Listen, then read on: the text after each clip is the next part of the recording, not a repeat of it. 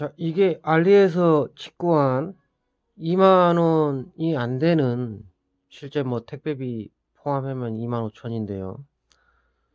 알리에서 이걸 직구를 하면 알리익스프레스 통해서, 알리익스프레스 같은 경우는 대부분 3,500원을 지불을 하거든요. 그게 통관?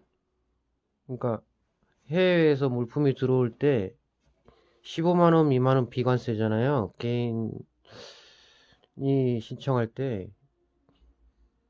이게 2주 안에 옵니다. 2주 안에 오는데 우체국 택배로 오기 때문에 우체국 어플을 깔아 놓으면 항상 통관이 지나고 나서 우체국에서 집으로 배달을 할 때 뭐 어디 현관 앞으로 배달을 할까요? 뭐 이런 거를 물어보는 게 와요. 실제 이게 1채널인데 2만원 밖에 안 하지만 실제 오실로스코프에서 갖고 있는 기본적인 기능들은 거의 다 합니다. 뭐 전문가나 R&D에서 쓰는, 즉 개발부서에서 쓰는 그런 정밀적이라는 것 자체가 뭐냐면 마이크로세크 단위로 신호를 관찰하거나 이런 변화를 관찰해야 되는 게 핸드폰이라든지 통신기기라든지 그런 쪽은 사용을 못하지만 실제 그보다 낮은 주파수 대, 즉 한 40kHz 그 정도까지는 이게 굉장히 유용을 합니다. 특히 DY 할 경우에요. DY 할 경우에는 그냥 무조건 뭐 남들이 만들어 놓은 걸 구매해서 쓰는 것보다는 실제 자기가 직접 구상해보고 배우고 따라하면서 할 때 어떤 문제점을 찾을 때 실제 멀티테스터기보다는 신호가 어떻게 나오고 신호가 어떻게 불안해지는지 그 상세한 부분을 밝혀낼 때 굉장히 유용하다라고 할 수 있습니다.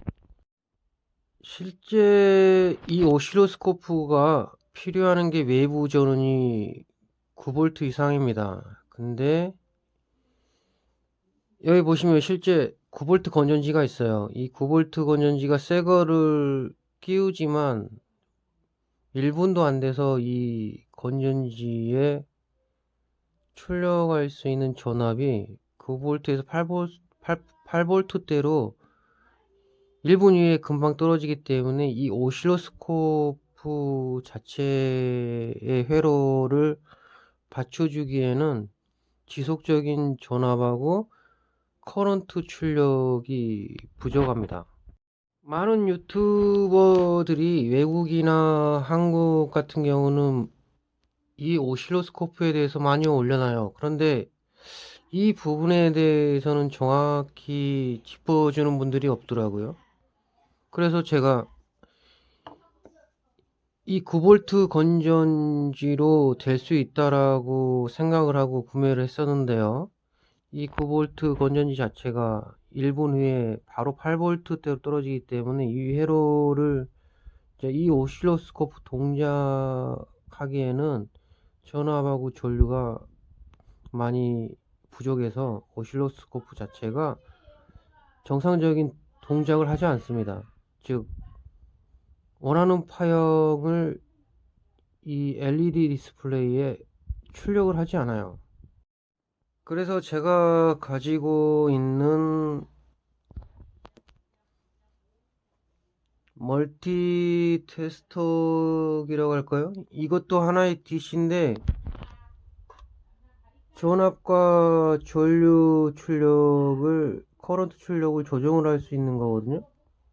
그래서 얘를 가지고 9V에 딱 맞춰 놓고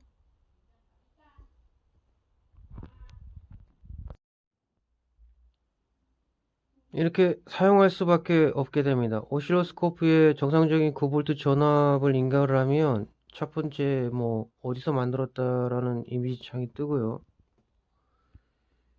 이렇게 정상적으로 이렇게 디스플레이를 시작하는데요. 자, 유튜브에서도 이런 알리에서 구입한 스코프에 대한 소개 동영상은 많이 있어요.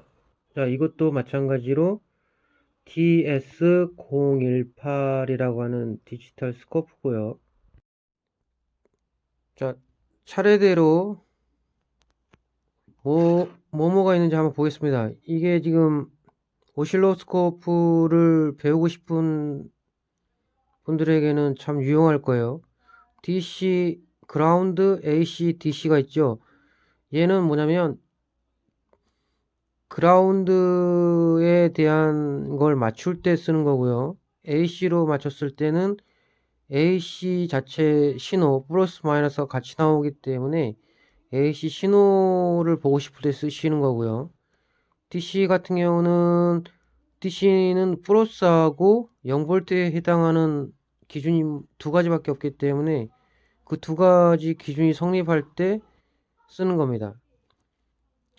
그리고 이 아래 버튼은 1V, 0.1V, 10mV가 있죠. 이 같은 경우는 뭐냐면 화면에 보시면 이 칸이 있어요. 하나하나에 이게 사각형 칸.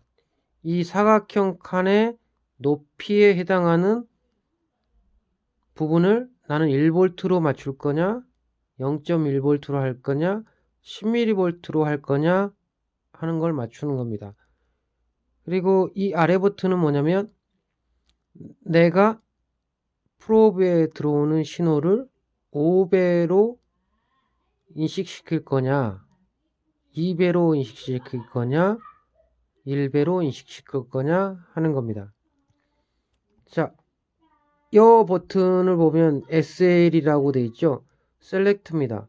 셀렉트를 누르면 어떻게 되나 볼게요. 지금은 20 마이크로세크, 즉 한 칸에 해당하는 시간에 대한 부분이 선택이 되는 겁니다. 지금은 오토로 바뀌었죠. 그 다음에 아래에서 위로 올라가는 부분, 얘는 트리거를 담당하는 건데요. 내가 신호를 잡을 때 올라가는 신호에 대해서 트리거 레벨 이상으로 아래에서 위로 올라갈 때 그거에 적합하면 신호를 웨이브폼을 잡고 그 기준에 적합한 시간대로 그대로 멈춰 있는 겁니다. 그 다음에 이 옆에 보면 오른쪽 마른 목골 비슷한 파형이 되어 있는데요. 이거 같은 경우는 나중에 보여드리겠습니다. 자, 그 다음에 누르면 여기 메뉴에 이 부분이 있죠. 이 부분은 신호를 잡을 때 신호의 위치, 즉 왼쪽으로 치우치게 잡을 거냐 아니면 오른쪽으로 치우치게 잡을 거냐 그런 부분에 해당되고요. 셀렉트 버튼을 다시 누르면 이 부분이 색깔이 바뀌는데요. 이 부분은 지금 신호가 나오는 이 선의 위치를 위로 보낼 거냐 아래로 보낼 거냐 조정을 할 수 있는 겁니다.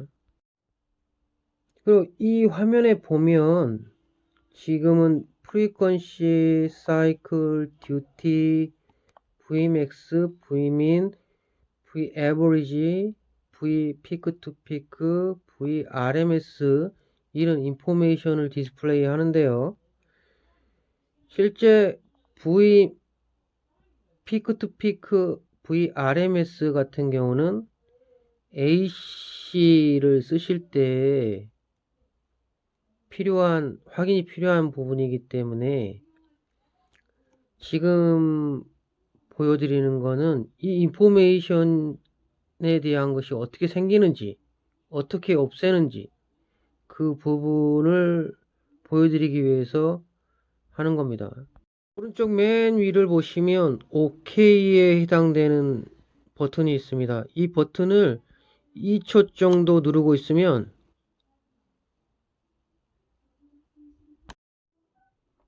이 메뉴의 버튼을 2초 정도 누르고 있으면요, 여기 시간을 가리키는 부분에 선택을 했을 때 이 아까 나와 있던 그런 부분들이 없어집니다. 여기 오른쪽에 중간에 위치한 이 버튼하고 이 버튼은, 이거 같은 경우는 플러스 버튼이고요, 얘 같은 경우는 마이너스 버튼인데요, 플러스하고 마이너스는 보통 일반적인 생각하시는 대로 그냥 위치의 변환이라든지 이런 값들을 올릴 거냐 낮출 거냐, 뭐 시간에 대한 거, 볼티지에 대한 거, 그리고 셀렉트 버튼을 눌렀을 때 이게 트리거라 그랬죠. 이 트리거 레벨을 올리고 내리고 할 수 있는 버튼이라고 생각하시면 됩니다. 그리고 전면에 보면 부수적인 포트들이 많이 있어요. 그러니까 DG 그라운드라고 하는 애들은 이 회로 자체의 그라운드에 해당하고요. 여기 지금 보시는 부분은 이런 타입으로 생긴 커넥터로 DC 전원, 이 회로를 구동할 수 있는 DC 전원을 구동할 수 있게 만들어 놓은 커넥터입니다. 이 두 쪽에 보이는 핀은요, 저 핀에 해당되는 게 1kHz 주파수로 3.3V의 사각형 파형을 만들어 주는 겁니다. 왜 이게 있냐면 프로브 자체를 신호를 제대로 왜곡 없이 받아들이려면 프로브를 튜닝하는 경우가 있어요. 튜닝이라는 게 어드저스트를 한다는 거죠. 이 오실로스코프를 살 때 이런 프로브가 따라옵니다. 악어 클립 두 개가 달리는 게, 검은색 쪽을 아까 보셨던 디지털 그라운드 연결하시고요, 빨간 선을 이렇게 신호가 나오는 3.3V 1kHz 쪽으로 연결하시면, 자, 이런 식으로 정확하게 3.3V 크기의 사각형 파형이 1kHz 주파수로 나오는 걸 확인하시면 됩니다.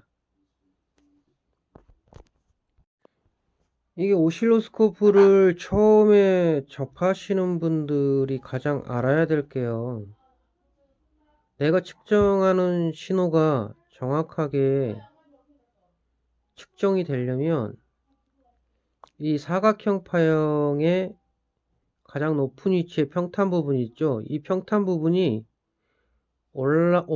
한쪽 부분이 올라가 있고 다른 한쪽 부분이 내려가 있는 그런 부분이 없게 조정을 해야 되는데요, 지금을 보시면 시작점과 끝부분이 같은 위치에 있어요. 중간에 튀는 거는 이 스코프가 노이즈를 타기 때문에 이 회로 자체가 어쩔 수가 없는데요, 가장 중요한 거는 처음과 끝이 같은 레벨에 있다라는 거죠. 이 레벨이 안 맞으면 여기 있는 가변 콘덴서가 두 개가 있는데요, 실제 매뉴얼 상에 보시면 이 가변 콘덴서를 조정을 해서 맞추도록 되어 있습니다. 다른